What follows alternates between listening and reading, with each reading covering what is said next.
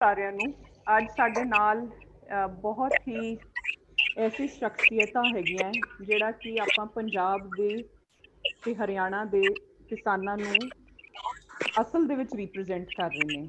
ਇਹ ਕੋਈ ਆਗੂ ਨਹੀਂ ਹੈ, ਇਹ ਕੋਈ ਵੱਡੇ ਲੀਡਰ ਨਹੀਂ ਹੈਗੇ, ਪਰ ਇਹਨਾਂ ਦੀ ਜੋ ਐਗਰੀਕਲਚਰ ਦੇ ਵਿੱਚ ਕੰਟਰੀਬਿਊਸ਼ਨ, ਮੋਰਚੇ ਦੇ ਵਿੱਚ ਕੰਟਰੀਬਿਊਸ਼ਨ ਹੈਗੀ ਹੈ, ਉਹ ਬਹੁਤ ਹੀ ਵਧੀਆ ਹੈਗੀ ਨੇ।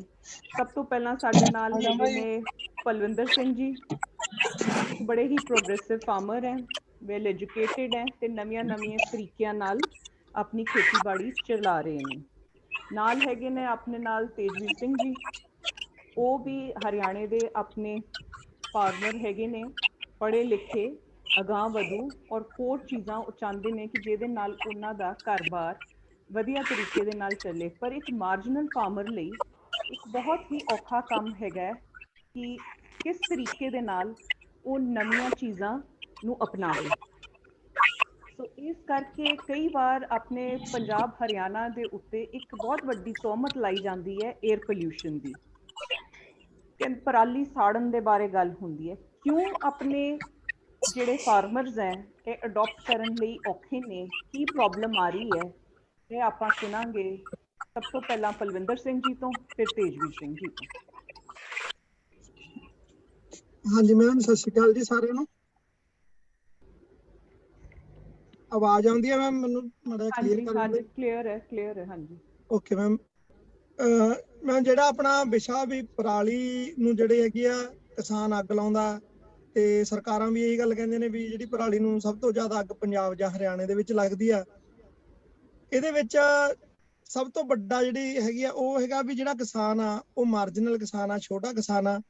ਜਿਹੜੀ ਪਰਾਲੀ ਨੂੰ ਸਾਂਭਣ ਲਈ ਮਸ਼ੀਨਰੀ ਦੀ ਵਰਤੋਂ ਹੁੰਦੀ ਆ, ਉਹ ਮਸ਼ੀਨਰੀ ਬਹੁਤ ਮਹਿੰਗੀ ਆ, ਛੋਟੇ ਜਿਹੜੇ ਕਿਸਾਨ ਨੇ ਉਹਦੇ ਅਫੋਰਡੇਬਲ ਨਹੀਂ ਹੈਗੀ। ਪਰ ਮੈਮ ਜਿਵੇਂ ਹੁਣ ਨਵੀਆਂ ਜਿਹੜੀਆਂ ਟੈਕਨੋਲੋਜੀਜ਼ ਆ ਰਹੀਆਂ ਨੇ, ਜਿੱਦਾਂ ਹੈਪੀ ਸੀਡਰ ਆ, ਸੁਪਰ ਸੀਡਰ ਆ, ਮਲਚਰ ਆ, ਇੱਦਾਂ ਦੇ ਇੱਕ ਨਵੇਂ ਜਿਹੜੇ ਇੰਸਟਰੂਮੈਂਟ ਆ ਗਏ, ਉਹਨਾਂ ਨੂੰ ਦੋ ਤਰੀਕੇ ਨਾਲ ਕਿਸਾਨ ਅਡੋਪਟ ਕਰ ਸਕਦਾ ਹੈ। ਇੱਕ ਤਾਂ ਜਿਹੜੀਆਂ ਸੁਸਾਇਟੀਜ਼ ਨੇ ਉਹਨਾਂ ਕੋਲ 80% ਸਬਸਿਡੀ ਤੇ ਜਿਹੜਾ ਗਵਰਨਮੈਂਟ ਜਿਹੜਾ ਹੈਗਾ ਇਹਨਾਂ ਨੂੰ ਮਸ਼ੀਨਰੀ ਦਿੰਦੇ ਨੇ, ਤੇ ਉਹਦੇ ਵਿੱਚ ਕੀ ਦਿੱਕਤ ਆਉਂਦੀ ਆ ਵੀ ਕਈ ਵਾਰ ਸੁਸਾਇਟੀ ਕੋਲ ਮਸ਼ੀਨ ਇੱਕ ਹੁੰਦੀ ਆ ਜਾਂ ਦੋ ਹੁੰਦੀਆਂ ਨੇ, ਉਹ ਥੋੜੇ ਦਿਨਾਂ ਦੇ ਵਿੱਚ, ਕਿਉਂਕਿ 15 ਕੁ ਦਿਨ ਦਾ ਮੈਂ ਮੰਨਦਾ, 15 ਦਿਨ ਤੋਂ ਲੈ ਕੇ 1 ਮਹੀਨੇ ਦਾ ਟਾਈਮ ਹੁੰਦਾ ਪਰਾਲੀ ਨੂੰ ਸਾਂਭਣ ਦਾ।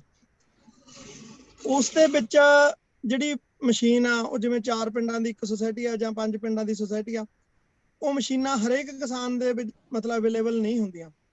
ਉਹਦਾ ਇੱਕ ਹੋਰ ਤਰੀਕਾ ਇਹ ਆ ਵੀ ਕੁਝ ਜਿਹੜੇ ਫਾਰਮਰ ਹੈ ਜਿੱਦਾਂ ਮੈਂ ਆ ਜਾਂ ਮੇਰੇ ਵਰਗੇ ਕੁਝ ਹੋਰ ਕਿਸਾਨ ਹੈਗੇ ਨੇ, ਜਿਹੜਾ ਆਂਦਾ ਕੋਈ ਜ਼ਮੀਨ ਥੋੜੀ ਆ ਤੇ ਨਾਲ ਇੱਕ ਉਹਨਾਂ ਨੇ ਐਡੀਸ਼ਨਲ ਕੰਮ ਕਸਟਮ ਹਾਇਰਿੰਗ ਦਾ ਰੱਖਿਆ ਵਾ ਵੀ ਜਿਹੜੀ ਹੈਗੀ ਆ ਦੂਜਿਆਂ ਨੂੰ ਸਰਵਿਸ ਦੇਣੀ। ਉਹਦੇ ਵਿੱਚ ਜਿਹੜਾ ਜਿਹਨੇ ਮਤਲਬ ਪਰਾਲੀ ਨੂੰ ਸਾਂਭਣਾ ਹੈ ਉਹ ਕਿਰਾਏ ਦੇ ਉੱਤੇ, ਮਤਲਬ ਜਿਵੇਂ ਮੇਰੇ ਤੋਂ ਜਾਂ ਮੇਰੇ ਵਰਗੇ ਹੋਰ ਕਿਸਾਨਾਂ ਤੋਂ ਕਿਰਾਏ ਤੇ ਉੱਤੇ ਕੰਮ ਕਰਵਾ ਲੈਂਦਾ। ਜਿੱਦਾਂ ਹੈਪੀ ਸੀਡਰ ਆ ਜਿਹੜੀ ਮਸ਼ੀਨ ਦੀ ਗੱਲ ਕਰੀਏ ਤਾਂ 1600 ਰੁਪਇਆ ਪਰ ਏਕੜ ਦੇ ਹਿਸਾਬ ਨਾਲ ਕਣਕ ਦੀ ਬਿਜਾਈ ਲਈ ਮਤਲਬ ਮੈਂ ਜਿਹੜਾ ਕਸਟਮਰ ਤੋਂ ਮਤਲਬ ਕਿਸਾਨ ਤੋਂ ਜਿਹੜਾ 1600 ਰੁਪਏ ਲੈ ਕੇ 1 ਕਿੱਲਾ ਕਣਕ ਦੀ ਬਿਜਾਈ ਕਰ ਦਿੰਦਾ। ਉਹਦੇ ਵਿੱਚ ਕੁਝ ਵੀ ਨਹੀਂ ਕਰਨਾ ਕਿਸਾਨ ਨੇ। ਜਿਹਨੇ ਝੋਨਾ ਵੱਢਿਆ, ਝੋਨਾ ਵੱਢਣ ਤੋਂ ਬਾਅਦ ਉਹਨੇ ਸਿਰਫ ਇਹ ਦੇਖਣਾ ਵੀ ਮੇਰੀ ਗਿੱਲ ਸਹੀ ਆ ਤੇ ਆ ਕੇ ਬਿਜਾਈ ਕਰੋ। ਉਹਨੇ ਬੀਜ ਤੇ ਖਾਦ ਲੈ ਕੇ ਜਾਣੀ ਆ ਤੇ ਉਹ ਬਿਜਾਈ ਮੈਂ ਜਾਂ ਮੇਰਾ ਜੋ ਵੀ ਆਪਰੇਟਰ ਹੈਗਾ ਉਹਨੇ ਬਿਜਾਈ ਕਰ ਦੇਣੀ ਆ।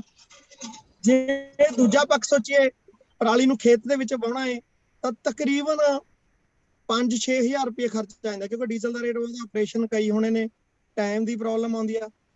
ਪਰ ਇਹ ਜਿਹੜੀ ਟੈਕਨੋਲੋਜੀ ਆ ਇਹਨੂੰ ਆਪਾਂ ਸਰਫੇਸ ਤੇ ਰੱਖਦੇ ਹਾਂ। ਦੂਜਾ ਜਿਹੜੀਆਂ ਨਵੀਆਂ ਰਿਸਰਚ ਆਈਆਂ ਨੇ ਵੀ ਜੇ ਪਰਾਲੀ ਨੂੰ ਆਪਾਂ ਖੇਤ ਦੇ ਵਿੱਚ ਵਾਹੁੰਦੇ ਆ ਤਾਂ ਜਿੱਦਾਂ ਕੁਝ ਕਹਿੰਦੇ ਨੇ ਵੀ ਜਿਹੜੀਆਂ ਗੈਸਿਸ ਪੈਦਾ ਹੁੰਦੀਆਂ ਨੇ ਧਰਤੀ ਦੇ ਵਿੱਚ ਜਦੋਂ ਪਰਾਲੀ ਨੂੰ ਆਪਾਂ ਪਾਉਂਦੇ ਆ, ਕੁਝ ਮੀਥੇਨ ਗੈਸ ਬਣਦੀ ਹੈ ਜਾਂ ਹੋਰ ਗੈਸਾਂ ਬਣਦੀਆਂ ਨੇ, ਵੀ ਉਹਦੇ ਨਾਲ ਜਿਹੜੀ ਜ਼ਮੀਨ ਦੀ ਹੈਗੀ ਆ ਸਿਹਤ ਨਹੀਂ ਪੂਰੀ ਸਹੀ ਹੁੰਦੀ। ਉਹਦੇ ਵਾਸਤੇ ਜਿਹੜੀ ਸਰਫੇਸ ਦੇ ਉੱਤੇ ਰੱਖਣੀ ਆ, ਜ਼ਮੀਨ ਦੇ ਉੱਪਰ ਪਰਾਲੀ ਜਿਵੇਂ ਮਲਚਿੰਗ ਕਰਨੀ ਆ, ਉਹਦੇ ਵਿੱਚ ਨਦੀਨ ਨਾਸ਼ਕ ਦੀ ਜਿਹੜੀ ਹੈਗੀ ਆਪਾਂ ਨੂੰ ਬੱਚਤ ਹੁੰਦੀ ਆ ਵੀ ਨਦੀਨ ਨਾਸ਼ਕ ਦੀ ਲੋੜ ਨਹੀਂ ਪੈਂਦੀ। ਹਾਂਜੀ, ਟੈਂਪਰੇਚਰ ਮੇਨਟੇਨ ਰਹਿੰਦਾ ਕਿਉਂਕਿ ਸਰਦੀ ਦੇ ਵਿੱਚ ਜ਼ਮੀਨ ਦਾ ਟੈਂਪਰੇਚਰ ਅਪ ਹੋ ਜਾਂਦਾ ਤੇ ਗਰਮੀ ਦੇ ਵਿੱਚ ਟੈਂਪਰੇਚਰ ਲੋ ਹੋ ਜਾਂਦਾ, ਜਿਹਦੇ ਕਰਕੇ ਜਿਹੜਾ ਕਣਕ ਦਾ ਝਾੜ ਆ ਘਟਦਾ ਨਹੀਂ, ਵੱਧਦਾ ਹੈ। ਬਲਕਿ ਮੈਂ ਕਹਿੰਦਾ ਵੀ ਨਹੀਂ ਵੀ ਵੱਧਦਾ ਤਾਂ ਤੁਸੀਂ ਜਿਹੜਾ ਖਰਚਾ ਘਟਾ ਲਿਆ। ਤੇ ਮੈਂ ਕਈ ਕਿਸਾਨਾਂ ਨੂੰ ਇਹ ਵੀ ਦੱਸਦਾ ਹੁੰਦਾ ਵੀ ਜੇ ਤੁਸੀਂ ਹੈਪੀ ਸੀਡਰ ਨਾਲ ਅੱਜ ਬਿਜਾਈ ਕਰਦੇ ਹੋ ਤੁਸੀਂ ਉਹਦੇ ਵਿੱਚ 3000 ਰੁਪਇਆ ਵੀ ਬਚਤ ਕਰ ਲਈ, ਸਮਝ ਲਓ ਤੁਸੀਂ 1.5 ਕੁਇੰਟਲ ਜਾਂ ਕਣਕ ਜਿਹੜੀ ਉਸ ਦਿਨ ਤੁਹਾਡੇ ਉਦਣੇ ਝਾੜ ਵੱਧ ਗਿਆ, ਜਾਂ ਤੁਹਾਡੀ ਜੇਬ ਦੇ ਵਿੱਚ 3000 ਰੁਪਇਆ ਤੁਹਾਡੀ ਜੇਬ 'ਚ ਉਸੇ ਦਿਨ ਪੈ ਗਿਆ। ਦੂਜਾ ਜਿਹੜਾ ਸਭ ਤੋਂ ਵੱਡਾ ਇਹਦੇ ਵਿੱਚ ਹੈਗਾ, ਜਿੱਦਾਂ ਮੈਂ 2008 ਦੇ ਵਿੱਚ ਹੈਪੀ ਸੀਡਰ ਜਿਹੜੀ ਟੈਕਨੋਲੋਜੀ ਯੂਜ਼ ਕੀਤੀ, ਤੇ 2014 ਦੇ ਵਿੱਚ ਆ ਕੇ ਮੈਂ ਮਿੱਟੀ ਟੈਸਟ ਦੇਖੀ, ਪਹਿਲਾਂ 9 ਦੇ ਵਿੱਚ ਦੇਖੀ ਤੇ ਹੁਣ 2021 ਦੇ ਵਿੱਚ ਦੇਖੀ। ਜਿਹੜਾ ਪੀਐਚ ਲੈਵਲ ਆ ਜਿਹੜਾ ਪੰਜਾਬ ਦਾ ਸੀ, ਅੱਜ ਇੱਕੋ ਰੌਲਾ ਪੈਂਦਾ ਵੀ ਪੀਐਚ ਲੈਵਲ ਵੱਧ ਰਿਹਾ, ਪੀਐਚ ਲੈਵਲ ਮੇਰਾ ਬਰਾਬਰ ਆ ਗਿਆ, ਮਤਲਬ 7.5 ਪੌਣੇ 8 ਦੇ ਕਰੀਬ ਆ ਗਿਆ, ਜਦੋਂ ਕਿ 8.5 ਸੀਗਾ ਪਹਿਲਾਂ ਜਿਹੜਾ ਪੀਐਚ ਸੀਗਾ। ਤੇ ਦੂਜਾ ਇਸ ਤੋਂ ਬਿਨਾ ਜਿਹੜੀ ਉਹਦੇ ਚ ਜ਼ਮੀਨ ਦੀ ਫਰਟਾਈਲਿਟੀ ਦੀ ਜਿਹੜੀ ਜੀਵਨ ਕਾਰਬਨ ਆ ਉਹ ਵੱਧ ਗਿਆ, ਉਹਦੇ ਵਿੱਚ ਫਾਸਫੋਰਸ ਵਧਿਆ, ਨਾਈਟ੍ਰੋਜਨ ਵਧਿਆ, ਪੋਟਾਸ਼ੀਅਮ ਵਧਿਆ, ਛੋਟੇ ਤੱਤਾਂ ਦੀ ਜਿਹੜੀ ਮਤਲਬ ਓਵਰਆਲ ਸਾਰੀ ਜ਼ਮੀਨ ਦੀ ਸਿਹਤ ਵਧੀਆ ਹੋ ਗਈ।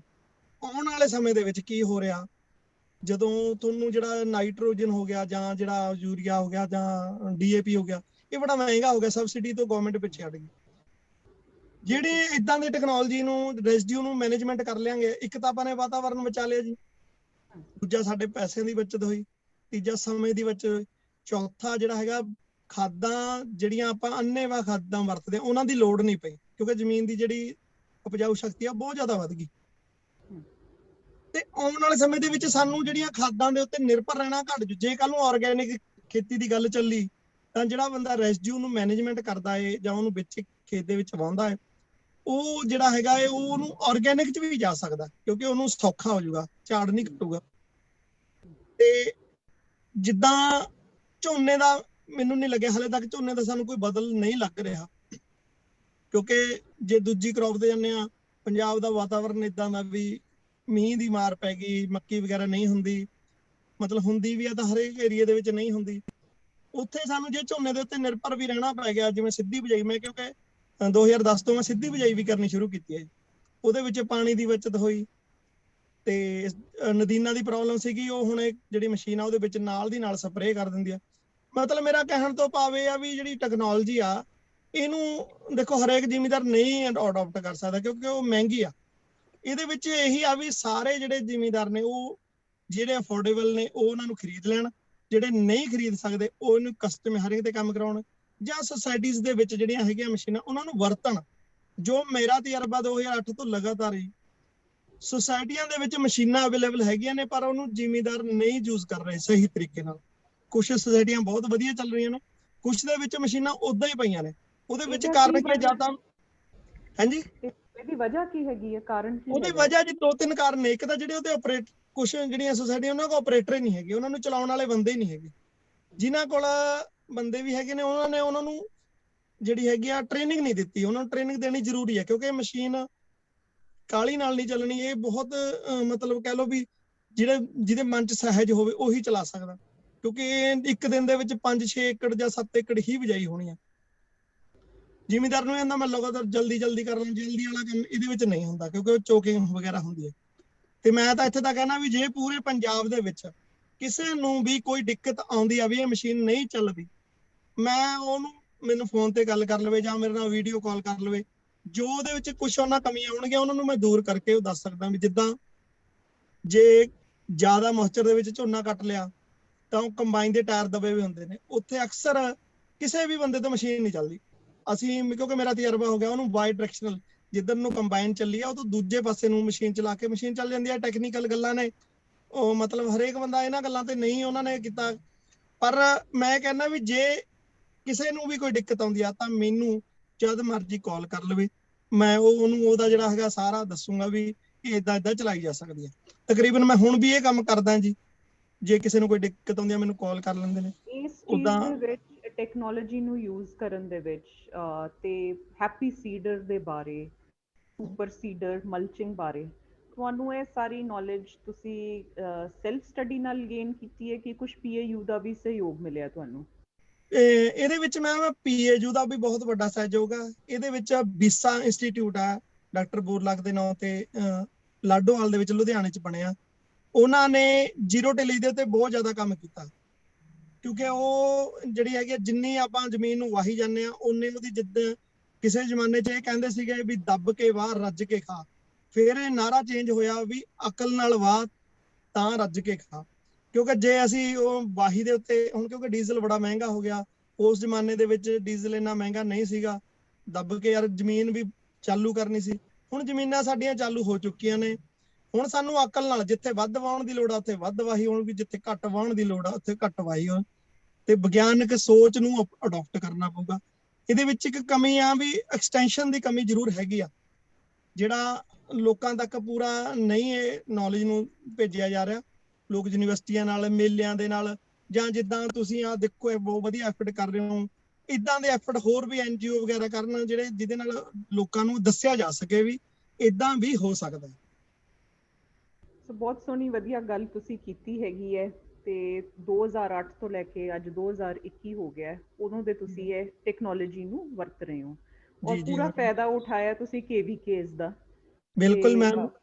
ਹਾਂਜੀ, ਤੇ ਪਰ ਮੈਮ ਇਹਦੇ ਵਿੱਚ ਇੱਕ ਮੈਂ ਹੋਰ ਗੱਲ ਵੀ ਤੁਹਾਨੂੰ ਮਤਲਬ ਐਡ ਕਰਨੀ ਚਾਹੂੰਗਾ ਵੀ ਜਿੱਦਾਂ ਮਤਲਬ ਮੈਂ ਵੀ ਮੇਰੀ MA ਕਰਨ ਤੋਂ ਬਾਅਦ ਮੇਰਾ ਹਾਇਰ ਡਿਪਲੋਮਾ ਕੀਤਾ ਕੋਆਪਰੇਟਿਵ ਮੈਨੇਜਮੈਂਟ ਦਾ, ਤੇ ਸਾਨੂੰ ਇਸ ਗੱਲ ਦੇ ਉੱਤੇ ਨਹੀਂ ਰਹਿਣਾ ਚਾਹੀਦਾ ਵੀ ਮੈਂ ਐਜੂਕੇਸ਼ਨ ਤਾਂ ਮੈਂ ਬਹੁਤ ਲੈ ਲਈ, ਹੁਣ ਮੈਂ ਗਵਰਨਮੈਂਟ ਜੌਬ ਕਰਨੀ ਹੈ ਜਾਂ ਮੈਂ ਪ੍ਰਾਈਵੇਟ ਜੌਬ ਕਰਨੀ ਹੈ। ਖੇਤੀ ਨੂੰ ਵੀ ਇੱਕ ਬਿਜ਼ਨਸ ਦੇ ਤੌਰ ਤੇ ਜਿਹੜਾ ਹੈਗਾ ਵਰਤਿਆ ਜਾ ਸਕਦਾ।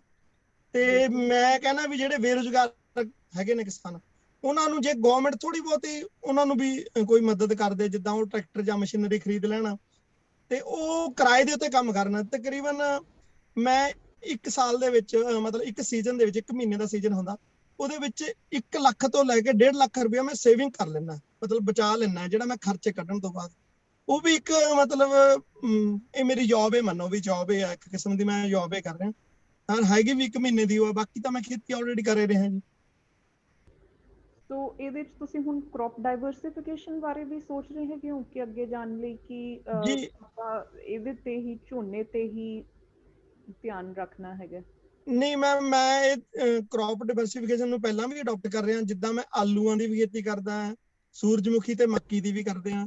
ਹੁਣ ਮੈਂ ਇਸ ਸਾਲ ਤੋਂ ਗੰਨੇ ਦੀ ਖੇਤੀ ਇੱਕ ਨਵੀਂ ਟੈਕਨੋਲੋਜੀ ਦੇ ਨਾਲ ਕਰਨ ਦੀ ਸੋਚ ਰਿਹਾ, ਮਤਲਬ ਕਰੂੰਗਾ ਹੀ, ਕਿਉਂਕਿ ਝੋਨਾ ਵੱਢਣ ਤੋਂ ਬਾਅਦ 8 ਫੁੱਟ ਰੋ ਟੂ ਰੋ 8 ਫੁੱਟ ਤੇ ਪਲਾਂਟ ਟੂ ਪਲਾਂਟ 4 ਫੁੱਟ ਦਾ ਜਿਹੜਾ ਫਾਸਲਾ ਇਹ ਫਗਵਾੜੇ ਦੇ ਵਿੱਚ ਅਵਤਾਰ ਸਿੰਘ ਜੀ ਨੇ ਉਹ ਕਰਦੇ ਨੇ।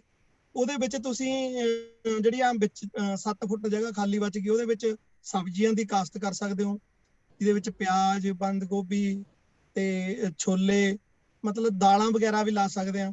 ਤੇ ਉਹ ਗੰਨਾ ਤੁਹਾਡਾ ਇੱਕ ਮੇਨ ਕ੍ਰੌਪ ਹੋ ਗਈ, ਜਿਹੜੀਆਂ ਦੂਜੀਆਂ ਕ੍ਰੌਪਸ ਲੈਂਦੇ ਆ ਉਹ ਇੱਕ ਐਡੀਸ਼ਨਲ ਕ੍ਰੌਪਸ ਹੋ ਗਈਆਂ, ਤੇ ਉਹਦੇ ਵਿੱਚ ਝਾੜ ਵੀ ਉਹ ਕਾਫੀ ਜ਼ਿਆਦਾ ਆ ਜਾਂਦਾ। ਉਹਦੇ ਵਿੱਚ ਵੀ ਮੈਂ ਇਸ ਵਾਰ ਤੋਂ ਸ਼ੁਰੂ ਕਰਨ ਲੱਗਿਆ ਜੀ। ਤੁਸੀਂ ਇਹ ਸਾਰਾ ਕੁਝ ਆਪਣੇ ਬਲ ਤੇ ਕੀਤਾ ਕਿ ਤੁਹਾਨੂੰ ਸਰਕਾਰ ਨੇ ਵੀ ਕੁਝ ਮਦਦ ਕੀਤੀ ਹੈਗੀ ਹੈ? ਤੇ ਜੇ ਨਹੀਂ ਕੀਤੀ ਹੈਗੀ ਤੇ ਤੁਸੀਂ ਕੀ ਚਾਹੋਗੇ ਕਿ ਹੋਰ ਵੀ ਜਿੰਨੇ ਲੋਕ ਹੈਗੇ ਨੇ ਉਹਨਾਂ ਦੀ ਕਿਸ ਤਰ੍ਹਾਂ ਮਦਦ ਕੀਤੀ ਜਾਏ, ਸਰਕਾਰ ਕਿਵੇਂ ਮਦਦ ਕਰੇ? ਕਿਉਂਕਿ ਕਈ ਸਰਕਾਰਾਂ ਆਈਆਂ, ਗੱਲਾਂ ਕਰ ਗਈਆਂ, ਕਰਦੇ ਕੁਝ ਨਹੀਂ। ਜੀ ਮੈਮ ਜਦੋਂ ਮੈਂ ਇਹ ਕੰਮ ਸ਼ੁਰੂ ਕਰਦਾ ਸੀਗਾ, ਕਰਿਆ ਜਦ ਤੋਂ ਕਰਿਆ ਮੈਂ ਆਪਣੇ ਸਿਰ ਤੇ ਹੀ ਕਰਿਆ, ਕਿਉਂਕਿ ਜੇ ਤੁਸੀਂ ਸਬਸਿਡੀ ਦੇ ਚੱਕਰ 'ਚ ਪੈਂਦੇ ਹੋ, ਜਿਹੜੀ ਮਸ਼ੀਨ ਮੈਂ ਕਹਿੰਦਾ ਵੀ 1,20,000 ਦੀ ਇਹ ਮਸ਼ੀਨ ਸੀ, ਅੱਜ ਇਹ 1,75,000 ਦੀ ਹੋ ਗਈ ਹੈਪੀ ਸੀਡਰ ਮਸ਼ੀਨ। ਉਹ ਜਿਉਂ-ਜਿਉਂ ਸਬਸਿਡੀ ਉਹਦੇ ਤੇ ਵਧੀ, ਉਹ ਜਿਹੜਾ ਮੈਨੂਫੈਕਚਰਰ ਆ ਉਹਨੂੰ ਉਹਦਾ ਬੈਨੀਫਿਟ ਮਿਲਿਆ, ਕਿਸਾਨ ਨੂੰ ਉਹਦਾ ਪੂਰਾ ਬੈਨੀਫਿਟ ਨਹੀਂ ਮਿਲਿਆ। ਹਾਲਾਂਕਿ ਸਬਸਿਡੀ ਕਿਸਾਨ ਦੇ ਖਾਤੇ 'ਚ ਜਾਂਦੀ ਆ, ਪਰ ਉਹ ਮਸ਼ੀਨ ਦਾ ਰੇਟ ਸਬਸਿਡੀ ਆਉਣ ਤੋਂ ਬਾਅਦ ਬਹੁਤ ਜ਼ਿਆਦਾ ਵੱਧ ਜਾਂਦਾ। ਇਹਦੇ ਵਿੱਚ ਕੋਈ ਚੈੱਕ ਬੈਠਣਾ ਚਾਹੀਦਾ ਵੀ ਜਿਹੜੀ ਮਸ਼ੀਨਰੀ ਆ ਉਹਦੀ ਕੀ ਕੋਸਟ ਆ, ਉਹਦੀ ਕੋਈ ਜਿਹੜਾ ਹੈਗਾ ਸਰਕਾਰੀ ਜਿਹੜੇ ਡਿਪਾਰਟਮੈਂਟ ਆਪਣੇ ਐਗਰੀਕਲਚਰ ਡਿਪਾਰਟਮੈਂਟ ਆ ਜਾਂ ਕੋਈ ਇਦਾਂ ਦੇ ਹੋਰ ਡਿਪਾਰਟਮੈਂਟਸ ਨੇ, ਉਹ ਇਹਨੂੰ ਤੈਅ ਕਰ ਲੈਣ ਵੀ ਜਿਹੜਾ ਹੈਗਾ ਇਹ ਇੰਨੇ ਕੁ ਦੀ ਮਸ਼ੀਨ ਆ, ਇਦੋਂ ਜ਼ਿਆਦਾ ਇਹਦਾ ਨਹੀਂ ਲਿਆ ਜਾ ਸਕਦਾ। ਇਹ ਵੀ ਹੋਣਾ ਚਾਹੀਦਾ। ਹੁਣ ਉਹ ਮਸ਼ੀਨ ਦਾ ਰੇਟ ਵੱਧ ਜਾਂਦਾ, ਜ਼ਿਮੀਂਦਾਰ ਨੂੰ ਤਾਂ ਫਿਰ ਉਹੀ, ਜੇ 1,20,000 ਦੀ 80,000 ਦੀ ਮਸ਼ੀਨ ਮਿਲੀ, ਜੇ 50% ਸਬਸਿਡੀ ਵੀ ਮਿਲੀ, ਉਹ ਸਰਕਾਰ ਦਾ ਪੈਸਾ ਬਰਬਾਦ ਜ਼ਰੂਰ ਹੋ ਰਿਹਾ, ਪਰ ਜਿੱਥੇ ਜਾਣਾ ਚਾਹੀਦਾ ਉੱਥੇ ਨਹੀਂ ਜਾਂਦਾ ਹੈਗਾ। ਇਦਾਂ ਦੇ ਵੀ ਇਹ ਥੋੜੀਆਂ ਕਮੀਆਂ ਹੈਗੀਆਂ ਨੇ। ਸੋ ਆਪਾਂ ਇਹ ਵੀ ਕਹਿ ਸਕਦੇ ਹਾਂ, ਜਦੋਂ ਲੋਕ, ਦਿੱਲੀ ਦੇ ਲੋਕ ਤੇ ਹੋਰ ਪ੍ਰਾਂਤਾਂ ਦੇ ਨੇੜੇ ਤੇੜੇ ਦੇ ਲੋਕ ਗੱਲ ਕਰਦੇ ਨੇ 에ਅਰ ਪੋਲਿਊਸ਼ਨ ਦੀ, ਇੱਥੇ ਸਾਡੇ ਕਿਸਾਨ ਦਾ ਨਾਮ ਲੈਣ ਤੋਂ ਪਹਿਲਾਂ ਸਰਕਾਰਾਂ ਨੂੰ ਪੁੱਛਣ ਕਿ ਤੁਸੀਂ ਕੀ ਕੀਤਾ। ਬਿਲਕੁਲ ਮੈਮ, ਇਹ ਵਾਕਈ ਤੁਹਾਡੀ ਗੱਲ ਸਹੀ ਹੈ ਜੀ, ਕਿਉਂਕਿ ਹਰੇਕ ਕਿਸਾਨ ਨੂੰ ਟਾਰਗੇਟ ਕੀਤਾ ਰਿਹਾ। ਪਾਣੀ ਹੈ ਜੀ, ਹੁਣ ਪਾਣੀ ਦੀ ਬਚਤ, ਮੈਂ ਕਹਿੰਦਾ ਵੀ ਪਾਣੀ ਦੀ ਬਚਤ ਸਾਨੂੰ ਕਰਨੀ ਚਾਹੀਦੀ ਆ, ਪਰ ਸ਼ਹਿਰਾਂ ਦੇ ਵਿੱਚ ਵੀ ਪਾਣੀ ਦੀ ਬਹੁਤ ਵੇਸਟਿੰਗ ਹੋ ਰਹੀ ਹੈ ਜੀ। ਪੋਲਿਊਸ਼ਨ ਸ਼ਹਿਰਾਂ ਦੇ ਵਿੱਚ ਵੀ ਹੁੰਦਾ, ਗੱਡੀਆਂ ਦਾ ਪੋਲਿਊਸ਼ਨ ਬਹੁਤ ਜ਼ਿਆਦਾ ਹੋ ਰਿਹਾ। ਪਿੱਛੇ ਆਪਾਂ ਲਾਕਡਾਊਨ 'ਚ ਦੇਖਿਆ ਗੱਡੀਆਂ ਬੰਦ ਹੋ ਗਈਆਂ ਤੇ ਪੋਲਿਊਸ਼ਨ 에ਅਰ ਕੁਆਲਿਟੀ ਬਹੁਤ ਜ਼ਿਆਦਾ ਵਧੀਆ ਹੋਈ। ਤੇ ਜੇ ਕਿਸਾਨੀ ਦਾ ਹੋਵੇ, ਕਿਸਾਨੀ ਤਾਂ ਚੱਲੀ ਹੋ ਗਈ ਆ ਅੱਗ। ਈਵਨ ਜਿਹੜੀ VKU ਦੇ ਕਹਿਣ ਦੇ ਉੱਤੇ ਲੋਕਾਂ ਨੇ ਸਰਕਾਰ ਪ੍ਰਤੀ ਜਿਹੜਾ ਰੋਸ ਦਿਖਾਇਆ, ਉਹਦੇ ਵਿਰੁੱਧ ਰੋਸ ਦੇ ਕਾਰਨ ਉਹਨਾਂ ਨੇ ਅੱਗ ਲਾਈ, ਜ਼ਿਆਦਾ ਲਾਈ, ਜਦ ਕਿ ਨਹੀਂ ਵੀ ਲਾਉਂਦੇ ਸੀ ਉਹ ਵੀ ਉਹਨਾਂ ਨੇ ਲਾਈ। ਪਰ ਫਿਰ ਵੀ 에ਅਰ ਕੁਆਲਿਟੀ ਜਿਹੜੀ ਹੈਗੀ ਸੀ ਜ਼ਿਆਦਾ ਬੈਟਰ ਰਹੀ ਆ, ਕਿਉਂਕਿ ਗੱਡੀਆਂ ਦਾ ਧੂਆਂ ਜਾਂ ਹੋਰ ਪੋਲਿਊਸ਼ਨ ਮਿਲਾਂ ਦਾ ਫੈਕਟਰੀਆਂ ਦਾ ਜ਼ਿਆਦਾ ਸੀਗਾ। ਉਹ ਸਿਰਫ ਟਾਰਗੇਟ ਕੱਲਾ ਕਿਸਾਨ ਹੁੰਦਾ, ਜਦ ਕਿ ਇੱਕੋ ਗਰੀਬ ਬੰਦਾ ਹੈਗਾ ਜਿਹਨੇ ਆਪਣਾ ਘਰ ਚਲਾਣਾ, ਉਹਦੇ ਲਈ ਔਖਾ ਹੈ। ਇੱਥੇ ਜਿਹੜੇ ਕਿ ਆਪਣੇ ਨੁਮਾਇੰਦੇ ਨੇ, ਸਰਕਾਰਾਂ ਜਿਹੜੀਆਂ ਬਣੀਆਂ ਉਹ ਆਪਣੇ ਹੀ ਨੁਮਾਇੰਦੇ ਨੇ। ਬਿਲਕੁਲ ਮੈਮ, ਹਾਂ ਨਾ, ਆਪਣੀ ਜਨਤਾ ਨੇ ਹੀ ਵੋਟ ਦਿੱਤੀ ਹੈ ਤਾਂ ਹੀ ਉਹ ਅੱਗੇ ਆਏ ਨੇ। ਬਿਲਕੁਲ। ਤੇ ਜੇ ਉਹ ਸਹਾਰਾ ਨਹੀਂ ਦੇਣਗੇ ਤੇ ਫਿਰ ਉਹਨਾਂ ਨੇ ਕੀਤਾ ਕੀ ਹੈ? ਕਿਉਂਕਿ ਆਪਣਾ ਜਿਹੜਾ ਦੇਸ਼ ਹੈਗਾ ਉਹ ਤਾਂ ਇੱਕ ਕਿਸਾਨਾਂ ਦਾ ਦੇਸ਼ ਹੈ, ਜ਼ਿਆਦਾਤਰ ਹੈਗੇ ਕਿਸਾਨ। ਪਰ ਅੱਜ ਤੱਕ ਸਦੀਆਂ ਬੀਤ ਗਈਆਂ, ਉਹ ਗਰੀਬੀ 'ਚ ਹੀ ਜਾ ਰਹੇ ਹੈ। ਮੈਂ ਕਹਿੰਦੀ ਹਾਂ ਕਿ ਕੋਈ ਇਹੋ ਜਿਹਾ ਆਪਣਾ ਰੈਵੋਲਿਊਸ਼ਨ ਹੀ ਨਹੀਂ ਆਇਆ ਹੈਗਾ ਜਿਹੜਾ ਕਿ ਹੁਣ ਆਇਆ ਹੈਗਾ ਆਪਣੇ ਦੇਸ਼ ਦੇ ਵਿੱਚ। ਔਰ ਇਹਨਾਂ ਦੀ ਦੇਖੋ, ਜੇ ਅੱਜ ਇਹ ਕਿੰਨੇ ਇਕੱਤਰ ਹੋ ਕੇ ਖੜੇ ਨੇ ਇੱਕ ਚੀਜ਼ ਨੂੰ ਲੈ ਕੇ ਕਿ ਇੱਕ ਦੂਸਰੇ ਦਾ ਸਾਥ ਦਿੰਦੇ ਆ, ਇਹਦਾ ਮਤਲਬ ਕਿ ਉਹਨਾਂ ਦੀ ਸਹਿਨ ਸ਼ਕਤੀ ਤੇ ਉਹਨਾਂ ਦੇ ਅੰਦਰ ਜਿਹੜਾ ਰੈਜ਼ੀਲੈਂਸ ਕਹੀਦਾ ਹੈਗਾ ਆਪਣਾ, ਤੇ ਵਿਲ ਪਾਵਰ ਜਿਹੜੀ ਹੈਗੀ ਹੈ ਉਹ ਬਹੁਤ ਜ਼ਿਆਦਾ ਹੈ। ਉਹ ਆਮ ਕਿਸੇ ਵੀ ਪ੍ਰੋਫੈਸ਼ਨ ਦੇ ਵਿੱਚ ਨਹੀਂ ਦਿਖੇਗੀ। ਘਬਰਾ ਜਾਂਦੇ ਨੇ, ਡਰ ਜਾਂਦੇ। ਕਿਸਾਨ ਨਹੀਂ ਘਬਰਾਉਂਦਾ ਡਰਦਾ, ਕਿਉਂਕਿ ਉਹਨੇ ਤਾਂ ਮਿੱਟੀ, ਧੁੱਪ, ਬਾਰਿਸ਼, ਉਹਨੇ ਤਾਂ ਸਭ ਝੇਲਿਆ। ਬਿਲਕੁਲ ਮੈਮ। ਐਕਚੁਅਲੀ ਮੈਮ ਅੱਜ ਤੋਂ ਪਹਿਲਾਂ ਨਾ ਜੀ ਮੈਂ ਵੀ ਇਹੀ ਗੱਲ ਕਹਿੰਦਾ ਸੀਗਾ ਵੀ ਕਿਸਾਨ ਕਦੇ ਇਕੱਠੇ ਨਹੀਂ ਹੁੰਦੇ ਜੀ। ਅੱਜ ਅਸੀਂ ਐਡਾ ਵੱਡਾ ਮੋਰਚਾ ਲਾਤਾ, ਤਕਰੀਬਨ ਹਰੇਕ ਜਿਹੜਾ ਬਿਲਕੁਲ ਅਨਪੜ੍ਹ ਬੰਦਾ, ਉਹਨੂੰ ਇਹ ਚੀਜ਼ ਪਤਾ ਵੀ 3 ਬਿੱਲਾਂ ਦੇ ਵਿੱਚ ਕੀ ਲਿਖਿਆ, ਆਉਣ ਵਾਲੇ ਜਿਹੜੇ ਬਿੱਲ ਬਣ ਰਹੇ ਨੇ ਕੀ ਬਣ ਰਹੇ ਨੇ। ਹੁਣ ਤੁਸੀਂ ਇੱਕ ਮੈਂ ਦੇਖ ਰਿਹਾ ਸੀਗਾ ਰਿਪੋਰਟ, ਜਿਹੜੀ ਅੱਜ ਦਾਲ ਦੀ ਆਪਾਂ ਗੱਲ ਕਰੀਏ, ਜੇ ਅੱਜ ਸਭ ਤੋਂ ਜਿਹੜੀ ਸਸਤੀ ਦਾਲ ਅਸੀਂ ਮੂੰਗੀ ਮਸਰੀ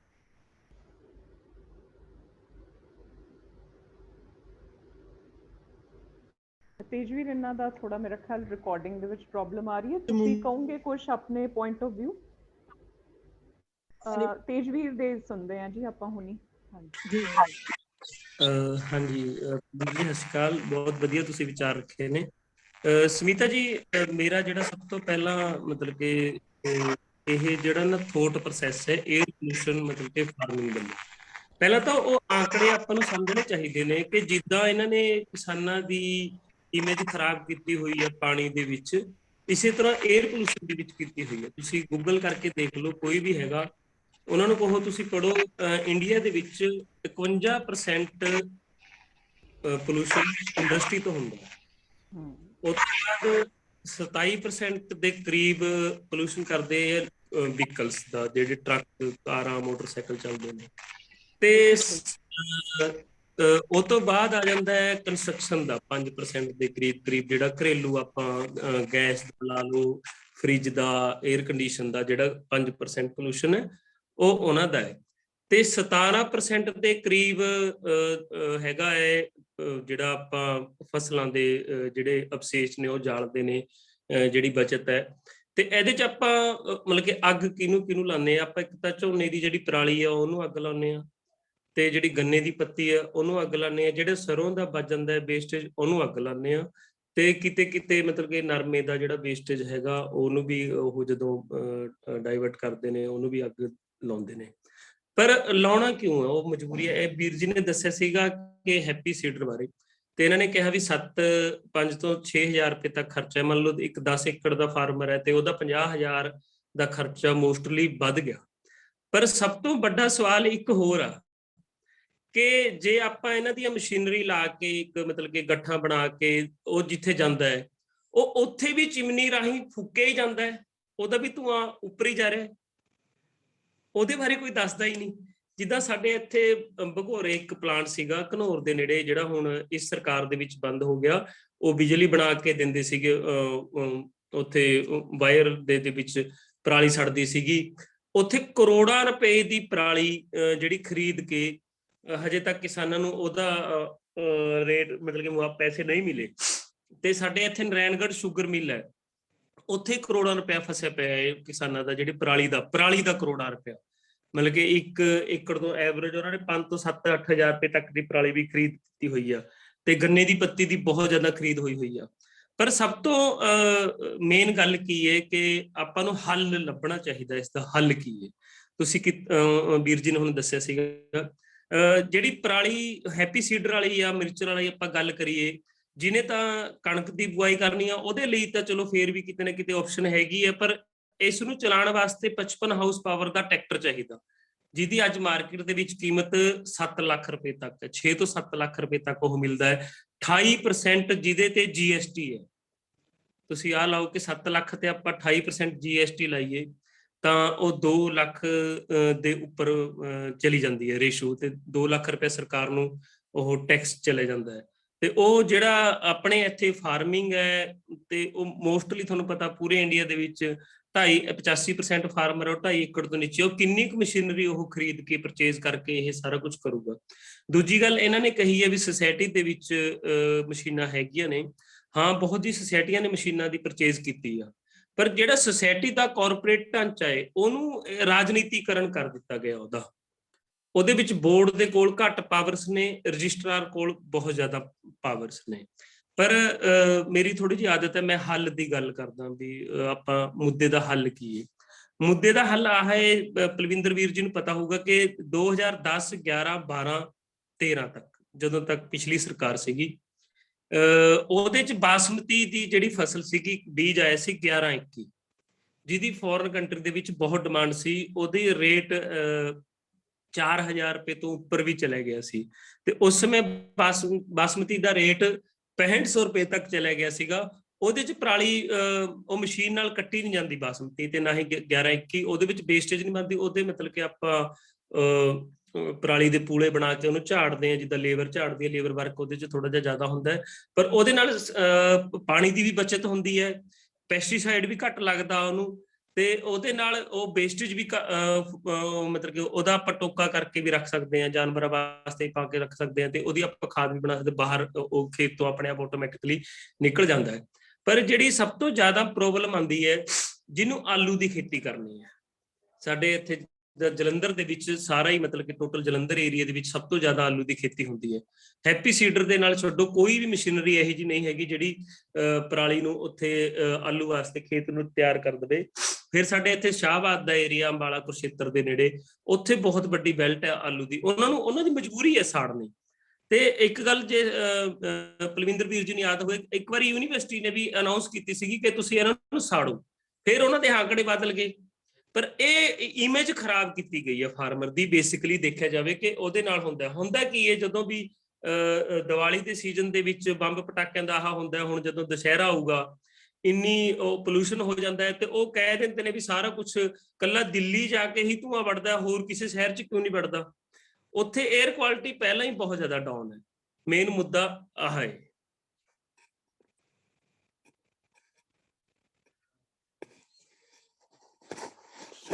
ਸਮੀਤਾ ਜੀ, ਮੈਨੂੰ ਆਵਾਜ਼ ਨਹੀਂ ਆ ਰਹੀ ਤੁਹਾਡੀ। ਮੈਂ ਕਿਹਾ ਜੀ ਕਿ ਜਦੋਂ ਦੀਵਾਲੀ ਤੇ ਦੁਸ਼ਹਿਰਾ ਨੇੜੇ ਆਉਂਦਾ ਹੈਗਾ, ਵਹੀਕੂਲਰ ਟ੍ਰੈਫਿਕ ਵੀ ਵੱਧ ਜਾਂਦਾ ਹੈਗਾ, ਸੋ ਇੱਕ ਉਹ ਵੀ ਇੱਕ ਰੀਜ਼ਨ ਹੈਗਾ। ਉਹ ਗੱਲ ਨੂੰ ਸਾਰੇ ਭੁੱਲ ਜਾਂਦੇ ਨੇ। ਪਟਾਕਿਆਂ ਦਾ ਵੀ ਹੁੰਦਾ ਹੈ, ਪਰ ਉਹ 1 ਜਾਂ 2 ਦਿਨ ਨਹੀਂ ਚੱਲਦਾ ਹੈਗਾ ਜ਼ਿਆਦਾ। ਤੇ ਸਭ ਤੋਂ ਜ਼ਿਆਦਾ ਜਿਹੜੇ ਵਹੀਕੂਲਰ ਟ੍ਰੈਫਿਕ ਦਾ ਜਿਹੜਾ ਹੁੰਦਾ ਹੈ, ਜਦੋਂ ਉਹ ਦਿਨਾਂ ਦੇ ਵਿੱਚ 15-20 ਦਿਨ ਹੁੰਦੇ ਨੇ, ਨਵਰਾਤਰੀ ਤੋਂ ਸ਼ੁਰੂ ਹੁੰਦਾ ਹੈ, ਉਹ ਬਹੁਤ ਵਧਿਆ ਹੁੰਦਾ। ਪਰ ਕਿਸਾਨ ਨੂੰ ਇੱਕ ਇਹੋ ਜਿਹਾ ਸਕੇਪਗੋਟ ਬਣਾਇਆ ਹੈਗਾ ਸਰਕਾਰਾਂ ਨੇ, ਕਿਉਂਕਿ ਉਹਨੂੰ ਸਮਝਿਆ ਗਿਆ ਕਿ ਇਹ ਆਵਾਜ਼ ਨਹੀਂ ਉਠਾ ਸਕੂਗਾ। ਮੇਰਾ ਤਾਂ ਇਹੀ ਖਿਆਲ ਹੈਗਾ, ਕਿਉਂਕਿ ਜਿਹੜੇ ਇੰਡਸਟਰੀਅਲ ਪੋਲਿਊਸ਼ਨ ਹੈ ਕਿਤੇ ਨਾ ਉਹ ਬਹੁਤ ਜ਼ਿਆਦਾ ਹੈ, ਪਰ ਉਹਨਾਂ ਨੂੰ ਕਿਉਂ ਨਹੀਂ ਟਾਰਗੇਟ ਕੀਤਾ ਜਾਂਦਾ। ਅਸੀਂ ਤੁਰਦੇ ਫਿਰਦੇ ਜਦੋਂ ਵੀ ਲੰਘਦੇ ਹਾਂ ਇੰਡਸਟਰੀਆਂ ਕੋਲੋਂ, ਧੂੰਆਂ ਬਹੁਤ ਦੇਖਦੇ ਹਾਂ। ਉਹ ਧੂੰਆਂ ਹਵਾ 'ਚ ਹੀ ਜਾ ਰਿਹਾ ਹੈਗਾ, ਕਿੱਥੇ ਜਾ ਰਿਹਾ ਹੈਗਾ, ਔਰ ਉਹ 2 ਮਹੀਨੇ ਨਹੀਂ, ਉਹ 12 ਮਹੀਨੇ ਕਰ ਰਹੇ ਹੈ। ਤੁਸੀਂ ਕੁਝ ਕਹਿਣਾ ਚਾਹੋਗੇ ਇਸ ਗੱਲ ਤੇ? 24 ਘੰਟੇ ਕਰਦੇ ਨੇ ਜੀ ਉਹ, 24 ਘੰਟੇ। ਸਾਡੇ ਲਿਕਵਰ ਦੀ ਫੈਕਟਰੀ ਹੈ ਬਣੀ ਹੋਈ, ਮੇਰੇ ਪਿੰਡ ਤੋਂ ਇੱਕ ਬਹੁਤ ਵੱਡੇ ਵਪਾਰੀ ਦੀ ਹੈ, ਮਤਲਬ ਕਿ ਉਹ ਬਣੀ ਹੋਈ।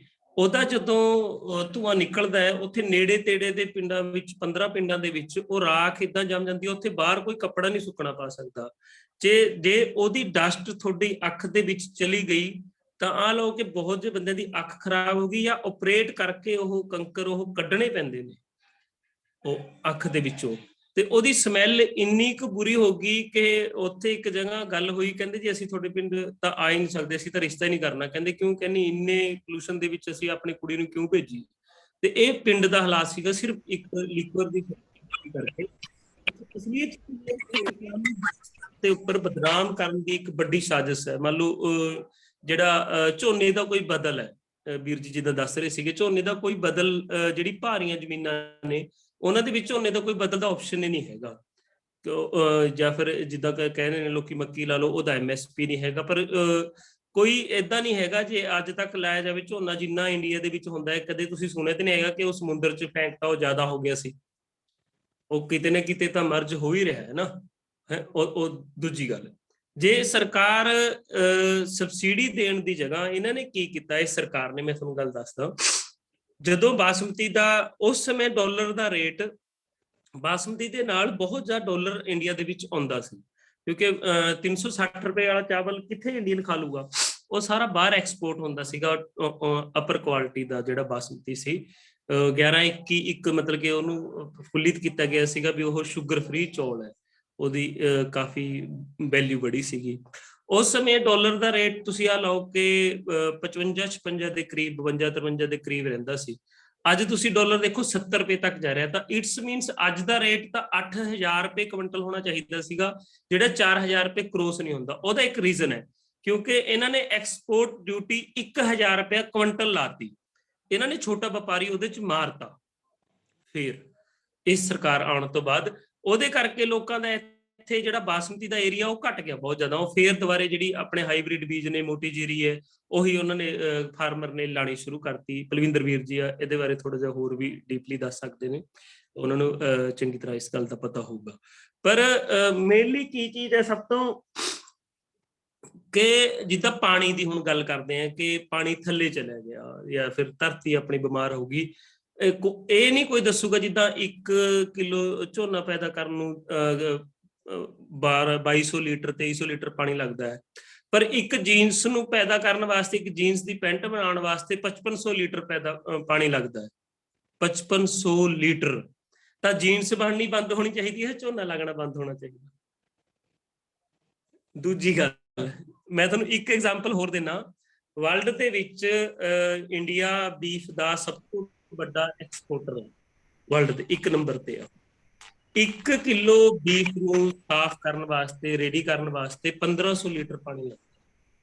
ਸਾਡੇ ਇੱਥੇ ਡੇਰਾਬੱਸੀ ਦੇ ਵਿੱਚ ਬਹੁਤ ਫੈਕਟਰੀ ਹੈ, ਤੇ ਉਹਦਾ ਜਿਹੜਾ ਪਾਣੀ ਨਿਕਲਦਾ ਹੈ ਕੈਮੀਕਲਡ ਪਾਣੀ ਹੈ, ਤੇ ਉਹਦੀ ਜਿਹੜੀ ਸਮੈਲ ਹੈ, ਕੋਈ ਵੀ ਬੰਦਾ ਜੀਰਕਪੁਰ ਤੋਂ ਡੇਰਾਬੱਸੀ ਜਦੋਂ ਆਪਾਂ ਜਾਂਦੇ ਹਾਂ ਕਿ ਬੀਟਾ ਦਾ ਬੂਥ ਆਉਂਦਾ ਲਾਲੜੂ ਦੇ ਨੇੜੇ, ਉਹਨੂੰ ਪੱਕਾ ਪਤਾ ਹੋਊਗਾ ਕਿ ਯਾਰ ਇਹ ਇੱਥੇ ਜਿਹੜੀ ਸਮੈਲ ਉਹ ਬੜੀ ਫੇਮਸ ਹੈ। ਉਹ ਬੰਦ ਕਾਰ ਦੇ ਵਿਚਕਾਰ ਵੀ ਉਹ ਅੰਦਰ ਆ ਜਾਂਦੀ ਹੈ, ਤੇ ਲੋਕਾਂ ਦਾ ਜਿੱਥੇ ਜੀਣਾ ਉਹਨਾਂ ਨੇ ਦੁਸ਼ਵਾਰ ਕੀਤਾ ਹੋਇਆ, ਉਹਦੇ ਤੇ ਕੋਈ ਬੋਲਦਾ ਨਹੀਂ ਹੈ। ਕਿਉਂਕਿ ਪੋਲੂਸ਼ਨ ਕੰਟਰੋਲ ਦੇ ਚੇਅਰਮੈਨ ਹੁੰਦੇ ਨੇ ਜਿਹੜੇ, ਉਹਨਾਂ ਨੂੰ ਇੱਕ ਵੱਡੀ ਮੋਟੀ ਅਮਾਉਂਟ ਦਿੱਤੀ ਜਾਂਦੀ ਹੈ ਹਰ ਸਾਲ, ਹਰ ਦੀਵਾਲੀ ਦੇ ਉੱਪਰ। ਉਹ ਤੁਹਾਨੂੰ ਪਤਾ ਸਰਕਾਰੀ ਤੰਤਰ ਕਿੱਦਾਂ ਚੱਲਦਾ ਹੈ।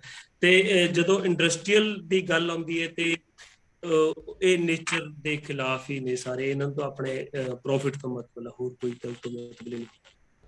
ਨੇਚਰ ਦੀ ਗੱਲ ਆਉਂਦੀ ਹੈ, ਸਭ ਤੋਂ ਵੱਡਾ, ਸਭ ਤੋਂ ਪਹਿਲਾਂ ਇੱਕ ਇਨਸਾਨ ਦਾ ਜਿਹੜਾ ਜ਼ਿੰਮੇਵਾਰੀ ਹੈ ਉਹ ਨੇਚਰ ਦੇ ਤਰਫ ਹੈ। ਕਿਸਾਨ ਨੂੰ ਇਹ ਸਭ ਤੋਂ ਪਹਿਲਾਂ ਪਤਾ ਹੈ ਕਿ ਮੈਂ ਨੇਚਰ ਨਾਲ ਨਹੀਂ ਖੇਡ ਸਕਦਾ, ਕਿਉਂਕਿ ਉਹਨੇ ਜੋ ਉਪਜਾਊ ਚੀਜ਼ ਤਾਂ ਉਹਦੇ ਕੋਲ ਉਹੀ ਹੈ ਨਾ, ਜ਼ਮੀਨ ਹੈ, ਨੇਚਰ ਨੇ ਦਿੱਤੀ ਹੈਗੀ ਹੈ, ਉਹਦੇ ਚੋਂ ਹੀ ਉਹਨੇ ਕ੍ਰੌਪਸ ਕੱਢਨੇ ਹੈਗੇ ਹੈ। ਤੇ ਜੇ ਉਹ ਉਹਦੇ ਨਾਲ ਖਿਲਵਾੜ ਕਰੂਗਾ, ਉਹ ਤਾਂ ਆਪਣੇ ਹੀ ਰੋਜ਼ਗਾਰ ਦੇ ਉੱਤੇ ਲੱਤ ਮਾਰ ਰਿਹਾ, ਉਹ ਨਹੀਂ ਕਰੇਗਾ। ਪਰ ਬਾਰ-ਬਾਰ ਸਾਨੂੰ ਇਹੀ ਸੁਣਨਾ ਪੈਂਦਾ ਹੈਗਾ, ਆ ਕਿਸਾਨ ਨੇ ਕੀਤਾ। ਇਸ ਦੇ ਵਿੱਚ ਹੁਣ ਆਪਾਂ ਕਿਵੇਂ ਚੇਂਜ ਲਿਆ ਸਕਦੇ ਹਾਂ? ਤੁਸੀਂ ਅਗਾਂਹ ਵਧਣ ਦੀ ਗੱਲ ਕਰ ਰਹੇ ਹੋ, ਕੀ ਤੁਹਾਡਾ ਮੈਸੇਜ ਹੋਊਗਾ ਲੋਕਾਂ ਲਈ? ਦਿੱਲੀ ਤੇ ਇੰਟਰਨੈਸ਼ਨਲੀ ਕੀ ਮੈਸੇਜ ਹੈਗਾ ਕਿ ਪੋਲਿਊਸ਼ਨ ਨੂੰ ਕਿਉਂ ਇੱਕ ਸਰਕਾਰਾਂ ਤੇ ਦੂਜੇ ਨਾਗਰਿਕ ਕਿਸਾਨ ਨੂੰ ਸਕੇਪਗੋਟ ਬਣਾ ਰਹੇ ਹਨ? ਉਹਦਾ ਨਾ ਇੱਕ ਹੱਲ ਆਹ ਹੈ। ਇੱਕ ਤਾਂ ਮਤਲਬ ਕਿ ਆਪਾਂ ਨੂੰ ਜਿਹੜਾ ਕਾਰਪੋਰੇਟ ਦੇ ਖਿਲਾਫ ਹੈ, ਕੋਆਪਰੇਟਿਵ ਢਾਂਚਾ ਉਹ ਵੱਡਾ ਕਰਨਾ ਪਊਗਾ। ਦੂਜੀ ਗੱਲ, ਜਿਹੜੇ ਮਤਲਬ ਕਿ ਸ਼ਹਿਰੀ ਲੋਕ ਨੇ ਉਹਨਾਂ ਦੇ ਕੋਲ ਫੈਮਿਲੀ ਡਾਕਟਰ ਵੀ ਹੁੰਦਾ ਹੈ, ਫੈਮਿਲੀ ਲਾਇਰ ਵੀ ਹੁੰਦਾ ਹੈ, ਪਰ ਉਹ ਫੈਮਿਲੀ ਫਾਰਮਰ ਵੀ ਨਹੀਂ ਰੱਖਣਾ ਚਾਹੁੰਦੇ। ਤੁਸੀਂ ਆਰਗੈਨਿਕ ਵੱਲ ਵਧੋ, ਅਸੀਂ ਪੂਰੀ ਤਰ੍ਹਾਂ ਤਿਆਰ ਆ ਤੁਹਾਨੂੰ ਦੇਣ ਵਾਸਤੇ। ਹਰ ਇੱਕ ਬੰਦਾ ਮਤਲਬ ਕਿ ਸਾਲ ਦੇ ਵਿੱਚ ਤੁਸੀਂ ਮੈਡੀਕਲ ਪਾਲਿਸੀ ਲੈਣ ਦੇ ਵਿੱਚ ਬਿਲੀਵ ਰੱਖਦੇ ਹੋ 20-25 ਹਜ਼ਾਰ ਰੁਪਏ ਦੀ, ਪਰ ਜੇ ਤੁਸੀਂ ਤੁਹਾਨੂੰ ਉਹੀ ਗੱਲ ਕਹੀ ਜਾਵੇ ਤੁਹਾਡੇ ਘਰ ਦੇ ਵਿੱਚ ਮਤਲਬ ਕਿ 5 ਕੁਇੰਟਲ ਕਣਕ ਲੱਗਦੀ ਹੈ ਸਪੋਜ਼ ਕਰੋ, ਤੇ ਤੁਸੀਂ ਉਹ 2000 ਰੁਪਏ ਕੁਇੰਟਲ ਖਰੀਦਦੇ ਹੋ, ਜੇ ਤੁਸੀਂ ਉਹੀ 3500 ਰੁਪਏ ਕੁਇੰਟਲ ਖਰੀਦ ਲੋਗੇ ਤੇ ਮੈਂ ਕੋਈ ਪੈਸਟੀਸਾਈਡ ਦਾ ਯੂਜ਼ ਹੀ ਨਹੀਂ ਕਰਨਾ, ਨਾ ਹੀ ਮੈਨੂੰ ਪਾਣ ਦੀ ਜ਼ਰੂਰਤ ਹੈ, ਕਿਉਂਕਿ ਮੇਰੀ ਜਿਹੜੀ ਵੈਲਿਊ ਪੂਰੀ ਹੋ ਰਹੀ ਹੈ। ਕਿਉਂਕਿ ਜਦੋਂ ਮੈਂ ਆਰਗੈਨਿਕ ਵੱਲ ਵੱਧਦਾ ਮੇਰੀ ਈਲਡ ਘਟਦੀ ਹੈ, ਪਰ ਮੈਨੂੰ ਉਹਦੇ ਬਰਾਬਰ ਪ੍ਰਾਈਸ ਚਾਹੀਦਾ। ਮੇਨਲੀ ਆਹ ਹੈ ਕਿ ਮੈਂ ਡੀਏਪੀ ਦੇ ਮੇਰੇ ਵੀ ਖਰਚੇ ਘਟਣਗੇ, ਉਦਾਂ ਇਹੋ ਜਿਹੀ ਗੱਲ ਨਹੀਂ ਹੈਗੀ। ਮੇਰੇ ਵੀ ਕਾਫੀ ਪੈਸਟੀਸਾਈਡ ਦਾ ਖਰਚਾ ਬਚੂਗਾ, ਮੇਰਾ ਡੀਏਪੀ ਦਾ ਖਰਚਾ ਬਚਣਾ ਹੈ, ਮੇਰਾ ਖਾਦ ਦਾ ਖਰਚਾ ਬਚਣਾ, ਮੇਰੀ ਲੇਬਰ ਬਚਣੀ ਹੈ। ਪਰ ਉਹ ਮਤਲਬ ਕਿ ਉਹ ਇੱਕ ਰੇਟ ਤੈਅ ਹੋਣਾ ਚਾਹੀਦਾ ਉਸ ਹਿਸਾਬ ਦੇ ਨਾਲ, ਮਤਲਬ ਕਿ ਜਿੱਦਾਂ C2+50 ਦਾ ਫਾਰਮੂਲਾ ਜਿਹੜੀ ਸਵਾਮੀਨਾਥਨ ਰਿਪੋਰਟ ਦੇ ਵਿੱਚ ਦਿੱਤਾ ਹੋਇਆ ਹੈ, ਉਹਦੇ ਉਸ ਦੀ ਅਕੋਰਡਿੰਗ ਜਾਣਾ ਚਾਹੀਦਾ। ਪਰ ਸਭ ਤੋਂ ਮੇਨ ਗੱਲ ਆਹ ਹੈ ਕਿ ਆਪਾਂ ਨੂੰ ਨਾ ਗੋਦੀ ਮੀਡੀਆ ਰਾਹੀਂ ਮਤਲਬ ਕਿ ਜਿਹੜਾ ਇਹ ਭੰਡੀ ਪ੍ਰਚਾਰ ਕੀਤਾ ਜਾਂਦਾ ਉਹਦੇ ਤੋਂ ਬਚ ਕੇ ਆਪਾਂ ਨੂੰ ਫੈਕਟਸ ਪੜ੍ਹਨੇ ਚਾਹੀਦੇ ਨੇ ਕਿ ਫੈਕਟਸ ਕੀ ਹੈ, ਜੇ ਇੰਡਸਟਰੀਅਲ ਪੋਲੂਸ਼ਨ ਕਿੰਨਾ ਹੈ, ਉਹ 에ਅਰ ਪੋਲੂਸ਼ਨ ਕਿੰਨਾ, ਉਹਨਾਂ ਦਾ ਵਾਟਰ ਪੋਲੂਸ਼ਨ ਕਿੰਨਾ ਹੈ, ਕਿੰਨੇ ਲੈਵਲ ਤੇ ਹੈ, ਉਹ ਕਿੰਨਾ ਵਾਟਰ ਧਰਤੀ ਤੋਂ ਕੱਢ ਰਹੇ ਨੇ, ਉਹਦੇ ਬਾਰੇ ਤੁਹਾਨੂੰ ਜਾਣਕਾਰੀ ਹੋਣੀ ਚਾਹੀਦੀ ਹੈ। ਤੁਸੀਂ ਪਤਾ ਕਰਕੇ ਦੇਖ ਲਓ, ਜਿੰਨੀ ਲਿਕੁਅਰ ਦੀਆਂ ਫੈਕਟਰੀਜ਼ ਨੇ ਉਹ 24 ਘੰਟੇ ਉਹਨਾਂ ਦੇ ਬੋਰ ਚੱਲਦੇ ਨੇ, ਉਹ ਤਾਂ ਮਤਲਬ ਕਿ ਆ ਲਓ ਕਿ 5 ਪਿੰਡਾਂ ਦਾ ਪਾਣੀ 1 ਮਹੀਨੇ ਦੇ ਵਿੱਚ ਕੱਢਦੇ ਨੇ, ਜਿੱਦਾਂ 5 ਪਿੰਡਾਂ ਦੇ ਵਿੱਚ ਪਾਣੀ ਮਿਲਦਾ ਹੈ।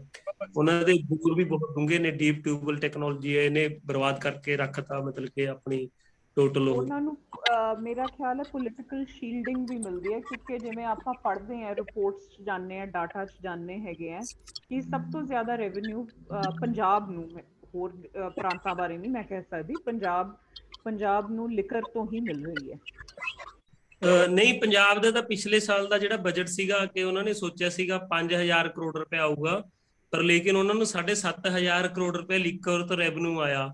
ਤੇ ਆਪਾਂ ਕਹਿੰਦੇ ਨੇ ਪੰਜਾਬ ਧਰਤੀ ਦਰਿਆਵਾਂ ਦੀ, ਦੱਸੋ ਇਹ 5ਵਾਂ ਦਰਿਆ ਪਤਾ ਨਹੀਂ ਕਿੱਥੇ ਵਗ ਰਿਹਾ, ਸਾਨੂੰ ਪਤਾ ਹੀ ਕੋਈ ਨਹੀਂ।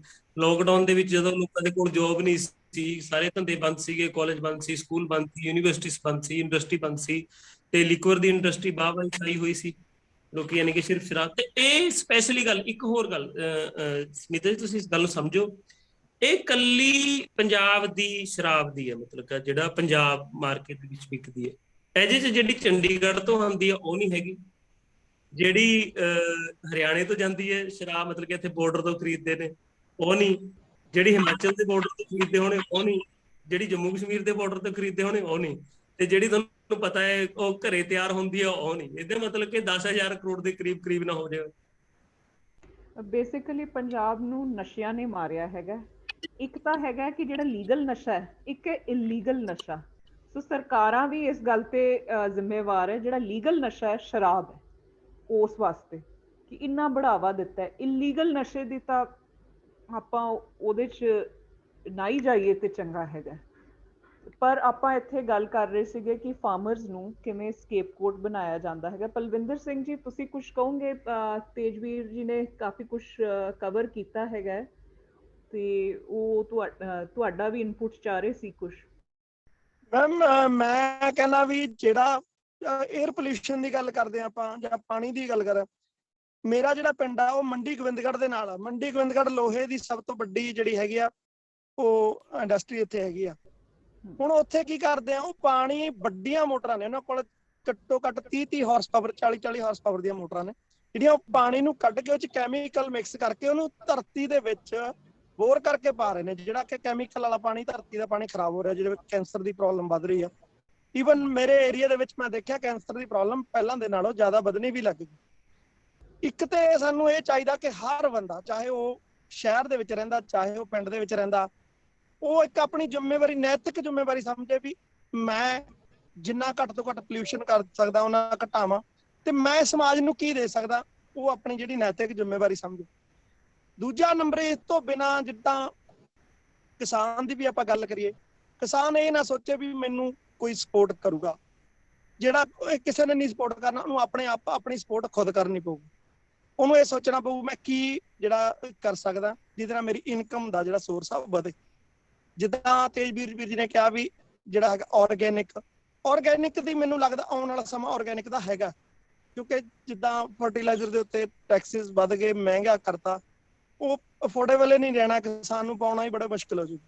ਪਲਵਿੰਦਰ ਜੀ ਉਹੀ ਨਹੀਂ ਕੱਲੀ ਉਹ ਗੱਲ ਨਹੀਂ ਹੈਗੀ, ਬਾਕੀ ਇਹ ਜਿਹੜੇ ਹਾਈਬ੍ਰਿਡ ਸੀਡਸ ਹੋਏ ਤੇ ਜੈਨੇਟਿਕਲੀ ਮੋਡੀਫਾਈਡ ਜਿਹੜੀ ਕ੍ਰੌਪ ਹੁੰਦੀ ਹੈਗੀ ਹੈ, ਇਹ ਸੀਡਸ ਜਿਹੜੇ ਜੈਨੇਟਿਕਲੀ ਮੋਡੀਫਾਈਡ ਹੈ, ਉਹਦੇ ਨਾਲ ਸਾਨੂੰ ਕੈਂਸਰ, ਅਲਰਜੀਜ਼ ਤੇ ਕਈ ਚੀਜ਼ਾਂ ਵੀ ਆਉਂਦੀਆਂ ਹੈਗੀਆਂ, ਜਿਹਦੇ ਬਾਰੇ ਹੁਣ ਬਾਹਰਲੇ ਦੇਸ਼ਾਂ ਦੇ ਵਿੱਚ ਜਿੰਨੀਆਂ ਆਟੋਇਮਿਊਨ ਡਿਜ਼ੀਜ਼ਸ ਹੈ, ਏਡੇ ਆਪਾਂ ਕਹਿੰਦੇ ਹਾਂ ਕਿ ਉੱਥੇ ਆੜੂ ਮਿਲਦੇ ਹੈ, ਤਰਬੂਜ਼ ਵੱਡੇ ਤੋਂ ਵੱਡਾ ਮਿਲਦਾ ਹੈਗਾ, ਇਹ ਕੌਜ਼ ਹੈਗੀਆਂ ਸਾਰੀ। ਔਰ ਇਹ ਸਾਡੀ ਇੰਨੀ ਬਲੱਡ ਸਟਰੀਮ ਦੇ ਵਿੱਚ ਵੱਧ ਗਈ ਹੈ ਕਿ ਆਉਣ ਵਾਲੀ ਜਨਰੇਸ਼ਨ ਨੂੰ ਆਪਾਂ ਜਨਮ ਨਹੀਂ ਦੇ ਰਹੇ, ਆਪਾਂ ਉਹਨਾਂ ਨੂੰ ਇੱਕ ਜ਼ਿੰਦਾ ਲਾਸ਼ ਹੀ ਬਣਾ ਰਹੇ ਹਾਂ। ਮੈਂ ਇਹਦੇ ਵਿੱਚ ਨਾ ਮੈਂ ਇੱਕ ਹੋਰ ਚੀਜ਼ ਐਡ ਕਰਨੀ ਚਾਹੂੰਗਾ। ਜਿੱਦਾਂ ਸਾਡੇ ਪੁਰਾਣੇ ਬਜ਼ੁਰਗ ਜਿੱਦਾਂ ਕਰਦੇ ਸੀ ਕਿ ਕਣਕ ਦੇ ਢੋਲ ਰੱਖਦੇ ਸੀਗੇ, ਕਣਕ ਨੂੰ ਸਟੋਰ ਕਰਦੇ ਸੀਗੇ, ਕਿਸਾਨ ਆਪ ਕਰਦੇ ਸੀ। ਹੁਣ ਕੀ ਟ੍ਰੈਂਡ ਆ ਗਿਆ, ਸਿਰਫ ਆਪਣੇ ਯੂਜ਼ ਲਈ ਥੋੜੀ ਕਣਕ ਰੱਖ ਕੇ ਬਾਕੀ ਸਾਰੀ ਮੰਡੀ 'ਚ ਵੇਚ ਦਿੰਦਾ। ਜਿੱਦਾਂ ਅਡਾਨੀ ਅਬਾਨੀ ਹੋਣੀ, ਜਿਹਦੇ ਆਪਾਂ ਕਹਿੰਦੇ ਹਾਂ ਕਾਰਪੋਰੇਟਰ ਆ ਗਏ। ਸਾਨੂੰ ਦੋ ਚੀਜ਼ਾਂ ਬਹੁਤ ਧਿਆਨ ਰੱਖਣੀਆਂ ਪੈਣਗੀਆਂ। ਇੱਕ ਤਾਂ ਸਾਨੂੰ ਸਾਡੇ ਦੇਸੀ ਬੀਜ ਉਹ ਸਾਂਭਣੇ ਪੈਣਗੇ। ਮੈਂ ਨਹੀਂ ਕਹਿੰਦਾ ਹਾਈਬ੍ਰਿਡ ਨਾ ਲਾਓ, ਲਾ ਲਓ, ਪਰ ਦੇਸੀ ਬੀਜਾਂ ਨੂੰ ਖਤਮ ਨਾ ਕਰੋ।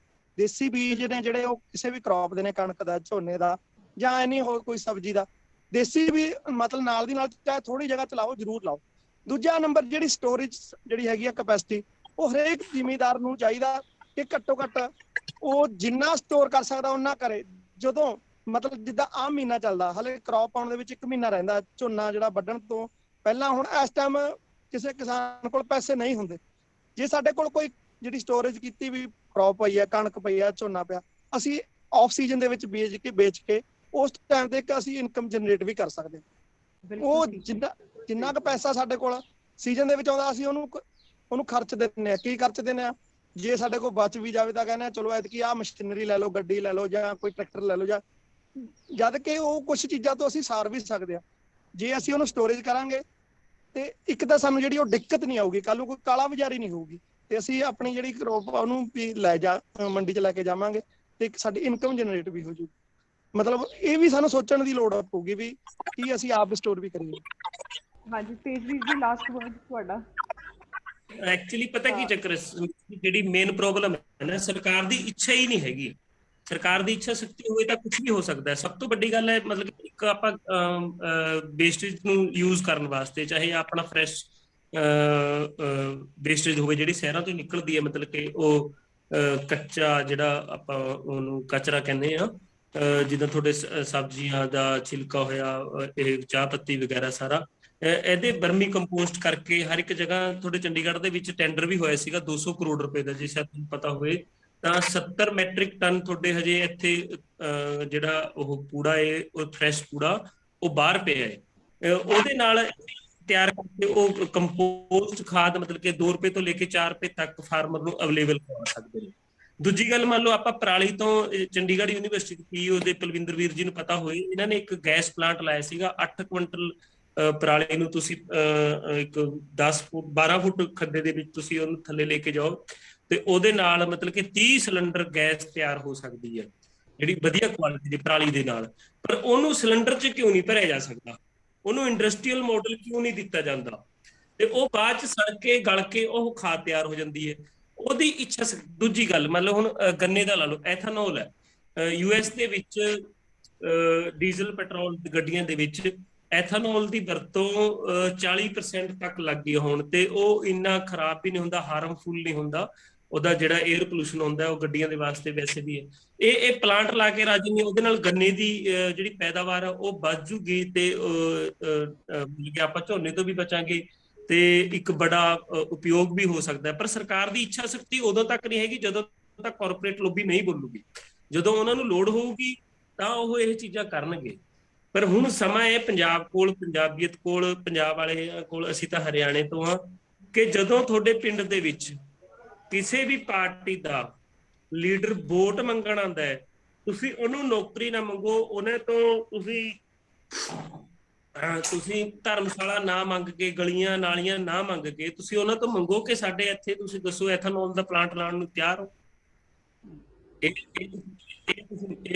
ਤੁਸੀਂ ਫਰੈਸ਼ ਵੇਸਟੇਜ ਵਾਸਤੇ ਪਲਾਂਟ ਲਾਉਣ ਨੂੰ ਤਿਆਰ ਹੋ ਕਿ ਤੁਸੀਂ ਸਾਡੇ ਪਰਾਲੀ ਦੇ ਗੈਸ ਸਿਲੰਡਰ ਕਿਉਂ ਨਹੀਂ ਭਰੇ ਜਾਂਦੇ। ਤੇ ਸਭ ਤੋਂ ਮੇਨ ਗੱਲ, ਇੱਕ ਜਿਹੜਾ ਸ਼ਾਇਦ ਤੁਹਾਨੂੰ ਇਹ ਗੱਲ ਨਾ ਵੀ ਠੀਕ ਲੱਗੇ, ਜਿਹੜੀ ਆਪਾਂ ਆਰਗੈਨਿਕ ਸ਼ਰਾਬ ਕੱਢਦੇ ਸੀ, ਕੱਲ ਨੂੰ ਸਰਕਾਰ ਆਰਡਰ ਕਰ ਦਊਗੀ ਕਿ ਵੀ ਤੁਸੀਂ ਦਾਲ ਠੀਕ ਨਹੀਂ ਬਣਾਉਂਦੇ ਤੇ ਤੁਹਾਨੂੰ ਉੜਦਾਂ ਦੀ ਦਾਲ ਪਾਲ ਦੇ ਢਾਬੇ ਤੋਂ ਲੈਣੀ ਪੈਣੀ ਹੈ, ਬਿਕੋਜ਼ ਤੁਸੀਂ ਠੀਕ ਨਹੀਂ ਬਣਾਉਂਦੇ। ਹੁਣ ਮੰਨ ਲਓ ਕਿੰਨਾ ਸੈਨੀਟਾਈਜ਼ਰ ਯੂਜ਼ ਹੋਇਆ, ਕਰੋੜਾਂ ਲੀਟਰਾਂ ਦੇ ਹਿਸਾਬ ਦੇ ਨਾਲ ਉੱਥੇ ਮਤਲਬ ਕਿ ਐਲਕੋਹਲ ਦੀ ਵਰਤੋਂ ਹੋਈ ਹੈ। ਉਹ ਫਾਰਮਰ ਵੀ ਤਿਆਰ ਕਰਕੇ ਦੇਖਦਾ, ਜਿੰਨੀ ਚੀਜ਼ ਉਹਦੇ ਕੋਲ ਫਾਰਮਰ ਕੋਲ ਸੀਗੀ ਤੁਸੀਂ ਉਹਨਾਂ ਤੋਂ ਪਰਚੇਜ ਕਰ ਸਕਦੇ ਸੀ। ਤੇ ਉਹ ਮਤਲਬ ਇੱਕ ਅਲੱਗ ਜੀ ਗੱਲ ਹੈ। ਤੁਸੀਂ ਉਹਨਾਂ ਦੇ ਨਾਲ ਤੁਸੀਂ ਆਪ ਦਾ ਪੱਖ ਰੱਖੋ, ਨਾ ਕਿ ਕਿਸੇ ਪਾਰਟੀ ਨੂੰ। ਦੂਜੀ ਗੱਲ, ਮੈਂ ਇੱਕ ਸਪੈਸ਼ਲ ਬੇਨਤੀ ਕਰਦਾ ਕਿ ਜਿਹੜੀ ਆਹ ਵਿਰਾਸਤਾਂ ਤੋਂ ਸਿਆਸਤ ਚੱਲਦੀ ਹੈ ਨਾ, ਮੇਰੇ ਵੀਰੋ ਮੈਂ ਹੱਥ ਜੋੜ ਕੇ ਬੇਨਤੀ ਕਰਦਾ, ਇਹ ਕਾਕਾ ਜੀ ਕਲਚਰ ਜਿਹੜਾ ਤੁਹਾਡੇ ਪੰਜਾਬ 'ਚ ਹੈ ਨਾ, ਉਦੋਂ ਬਚੋ, ਆਪ ਦੇ ਹੱਕਾਂ ਦੇ ਲਈ ਲੜੋ। ਤੁਹਾਡੀ ਨਸਲਾਂ ਤੇ ਫਸਲਾਂ ਦੀ ਲੜਾਈ ਹੈ। ਤੁਹਾਡਾ ਆਉਣ ਵਾਲਾ ਭਵਿੱਖ ਮਤਲਬ ਕਿ 17,000 ਦੇ ਕਰੀਬ ਆਈਲੈਟਸ ਕਰਕੇ ਬੱਚਾ ਹਰ ਸਾਲ ਬਾਹਰ ਜਾ ਰਿਹਾ, ਤੁਹਾਡਾ 40,000 ਕਰੋੜ ਰੁਪਇਆ ਪੰਜਾਬ ਤੋਂ ਬਾਹਰ ਚਲਾ ਜਾਂਦਾ। ਇਸ ਨੂੰ ਥੋੜਾ ਜਿਹਾ ਗੌਰ ਕਰੋ ਤੇ ਆਪਣੇ ਆਪ ਨੂੰ ਤੇ ਆਪਣੇ ਸੂਬੇ ਨੂੰ ਤੇ ਆਪਣੀ ਵਿਰਾਸਤ ਨੂੰ ਬਚਾਓ। ਬਸ ਆਹੀ ਕਹਿਣਾ ਚਾਹੁੰਦਾ। ਬਹੁਤ ਸੋਹਣਾ ਕਿਹਾ ਤੇਜਵੀਰ ਜੀ ਤੇ ਪਲਵਿੰਦਰ ਜੀ। ਤੇ ਆਖਿਰ ਦੇ ਵਿੱਚ ਮੈਂ ਇਹੀ ਗੱਲ ਕਹਿਣਾ ਚਾਹਾਂਗੀ, ਕਿਸਾਨ ਤਿਆਰ ਹੈ ਹਰ ਕਿਸਮ ਦੇ ਤਜਰਬੇ ਕਰਨ ਨੂੰ, ਪਰ ਇੱਥੇ ਸਾਨੂੰ ਲੈਕ ਆਫ ਪੋਲੀਟੀਕਲ ਵਿਲ ਦਿਖਦੀ ਹੈਗੀ ਹੈ। 2.5 ਬਿੱਗੇ ਦਾ ਜ਼ਮੀਨ ਵਾਲਾ ਕਿਸਾਨ ਇੰਨਾ ਕੁਛ ਨਹੀਂ ਕਰ ਸਕਦਾ। ਅਸੀਂ ਪੋਲੀਟੀਸ਼ੀਅਨ, ਸਾਡੇ ਨੁਮਾਇੰਦੇ ਨੇ, ਉਹ ਆਪਣੇ ਕੰਨ ਖੋਲ੍ਹਣ ਹੁਣ ਤੇ ਦੇਖਣ ਕਿ ਹੁਣ ਹਵਾ ਬਦਲ ਗਈ ਹੈ, ਲੋਕ ਜਾਗਰੂਕ ਹੋ ਗਏ ਨੇ। ਉਹਨਾਂ ਦੇ ਢਿੱਡ ਦੇ ਉੱਤੇ ਤੁਸੀਂ ਲੱਤਾਂ ਮਾਰ ਰਹੇ ਹੋ, ਉਹਨਾਂ ਨੇ ਆਪਣੇ ਪਰਿਵਾਰ ਬਚਾਉਣੇ ਹੈ। ਕਿਸੇ ਨੂੰ ਕੁਝ ਕਹਿਣ ਤੋਂ ਪਹਿਲਾਂ ਦੇਖੋ, ਆਹ ਕਿਸਾਨ ਨੇ ਆਪਣੇ ਦੋ, ਔਰ ਇਹਨਾਂ ਨੇ ਇੰਨੀ ਸੋਹਣੇ ਤਰੀਕੇ ਦੇ ਨਾਲ ਦੱਸਿਆ ਹੈਗਾ ਕਿ 에ਅਰ ਪੋਲਿਊਸ਼ਨ ਦੇ ਬਾਰੇ ਜਿਹੜੀ ਆਪਾਂ ਗੱਲ ਕਰਦੇ ਹੈਗੇ ਆ, ਇਹਦੀ ਬਰੰਟ ਲੈ ਰਿਹਾ ਕਿਸਾਨ ਤੇ ਇਹਦੇ ਗੁਨਾਹਗਾਰ ਹੈਗੇ ਨੇ ਹੋਰ। ਸੋ ਆਪਾਂ ਆ ਰਹੀ ਹੁਣ ਜਿਹੜੀ ਵੀ ਆਪਣੀ, ਇੱਕ ਤੇਜਵੀਰ ਜੀ ਨੇ ਬੜੀ ਸੋਹਣੀ ਗੱਲ ਕਹੀ ਹੈਗੀ ਹੈ, ਇਲੈਕਸ਼ਨਾਂ ਆ ਰਹੀਆਂ, ਜਾਗਰੂਕ ਹੋ ਜਾਓ ਪੋਲੀਟੀਸ਼ੀਅਨਸ। ਸਾਨੂੰ ਤੁਹਾਡੀਆਂ ਝੂਠੀਆਂ ਦਲੀਲਾਂ ਨਹੀਂ ਚਾਹੀਦੀਆਂ। ਸਾਨੂੰ ਪਤਾ ਹੈ ਕਿ ਕੀ ਕਰਦੇ ਹੋ ਤੇ ਸਾਡੇ ਹਿੱਤ ਦੇ ਵਿੱਚ ਕੰਮ ਕਰਨਾ ਸ਼ੁਰੂ ਕਰੋ। ਸਤਿ ਸ਼੍ਰੀ ਅਕਾਲ।